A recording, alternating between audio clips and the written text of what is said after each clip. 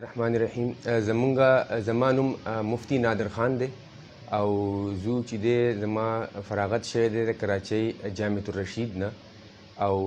دې وخت کې زه ایز ا ټیم لیډر شریعه ریسرچ په نیشنل بینک اعتماد کې خدمات انجام ورکوم. زموږ سره ته شاهد افریدي صاحب دلته ریجنل ایچ آر هیډ ناست دی ښی طرف ته، او ګس طرف ته زما چې دی که نه طارق خټک صاحب نه طارق محمود صاحب ناست دی، دا ریجنل بزنس ډیولپمنٹ سره تر تعلق دی، او زموږ سره د چارسدي برانچ منیجر واجد علي صاحب ناست دی. او زموږ نن ته راتلو مقصد یا د دې پیغام مقصد دا دی چې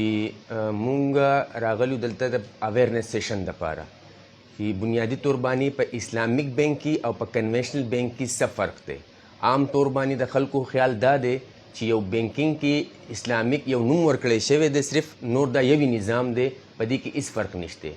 نو موږ ته سود متعلق عام آګاهي خلکو ته خو شته چې دا حرام دی، الله او رسول خلاف جنگ دی، خو آیا بینکینګ نظام کې په دې کې څه فرق شته که نه؟ نو موږ نن دلته علما او باقاعده لکه راجمع کړي دي او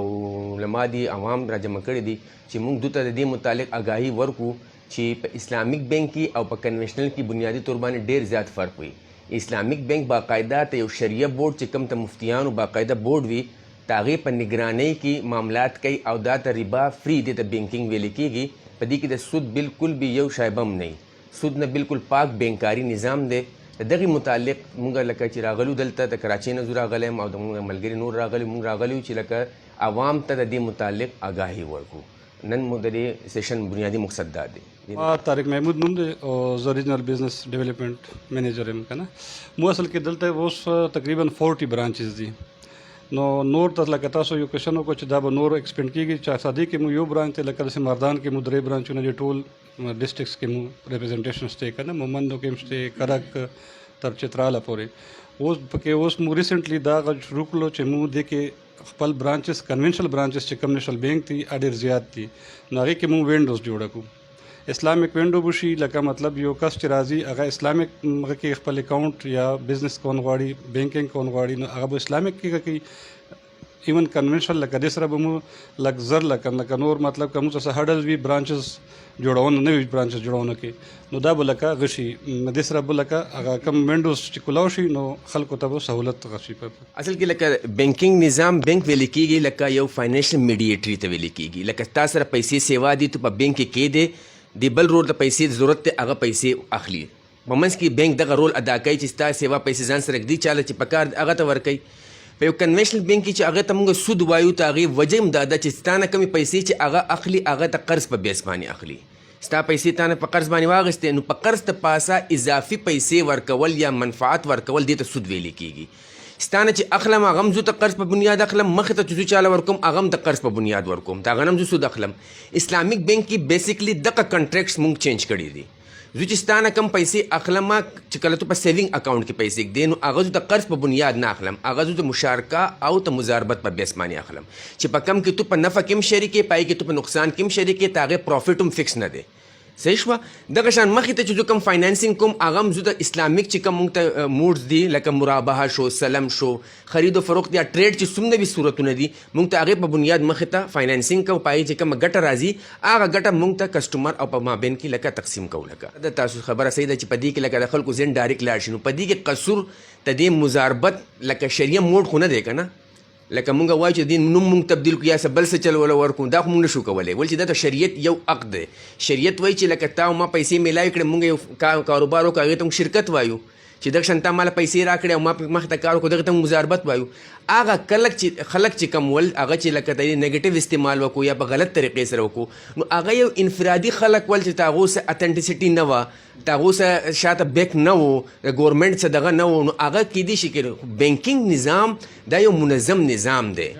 ایون دا بیا نیشنل بینک زموږ چې کوم دی دا خو ګورمنټ بینک دی، په دې شاته سټیټ بینک ناست دی، نو ته دې یو ټرانزیکشن چې دی که نه باقاعده نگراني کېږي، دغه کېږي. اصل مقصد هم دا دی چې کوم د تاسو سوال وکړو چې خلکو سره فراډونه شوي، زیاتې شوي، نو چونکې نیشنل بینک خو قومي بینک دی، مختلفو ادارو په هغې کې جوډیشري دا نور ادارې دي دا ضرورت یې محسوس کړ چې د قوم سره فراډونه کېږي د مداربت په نوم د اسلام په نوم نو اله نیشنل بینک یو برانچ خپل مکمل اسلامیک په هر یو ډسټرکټ کې لکه زمونږ په 2018 کې دا کنورټ شوی اسلامیک ته نو دا ضرورت یې محسوس کړ چې د خلکو د سرمایې د محفوظ کولو دپاره اسلامیک بینکینګ پکار دی دا تاسو چې کوم سوال وکړو د هغې د جواب دپاره دا لکه بینکونه رایټ شوي دي ګورنمنټ آف پاکستان د هغې ګارنټر دی سټیټ بینک د هغې ګارنټر دی مطلب چې څنګه د بینکینګ نظام دی نو دا اسلامي طرف ضرورت ځکه محسوس شو چې خلکو سره فراډونه وشو اصل کې دا زمونږ پیغام هم دی لکه چې اسلام چې دی که نه که مونږ دا دعوه کوو چې اسلام یو عالمگیر مذهب دی دا زمونږ دعوه ده او تر قیامت پورې به دا جاری وي نو د دې ضرورت محسوس دا دی که مونږ د اسلامیک بینک یا د یو پیسو مخکې انویسټ کولو د اسلام سره حل نه وي دی مطلب شو اسلام کامل نه دی ناقص شو بیا دعوه دا شوه که نه نو چې مونږ وایو چې اسلام کامل دی نو دې مطلب دا دی چې د دې سره ته هر مسلې حل موجود دی نو ستا کمې پیسې چې تا په کور کې پرتې دي یا په دغه کې پرتې دي د هغه لکه اکانمي ته هم اوورال ډېر نقصان ورکوي لکه دا چې څونه پورې په رننګ کې را نشي نو د دې نه لکه خلکو ته عام فایده نه رسي او د اسلام دعوه هم دا ده دې ته ایکول ډسټریبیوشن اف ویلث لکه ته پیسې صحیح طور باندې تقسیم وشي سودي نظام کې څه وي هغې کې سرمایهدارانه نظام کې لکه یو کس مالداریږي او غریب تر کېږي لکه د هغې نظام ول چې هغه مخصوص پیسې خلکو ته روانې وي اسلام دا دعوه لري چې په دې کې لکه نظام شرکت ګوره چې تو کې که نه د هغې نظام دا دی چې ته هر یو کس ته باقاعده ته هغه حق ورسي نو ته پیسې صحیح تقسیم حل چې دی که نه دا د اسلامي اکنامک سره دی دا ته بل نظام سره نشته ځکه دا نور نظامونه هم تقریبا فیل شو په دې حوالې سره اوس ایون دا چې رشیا هم اسلامیک بینکینګ شروع کو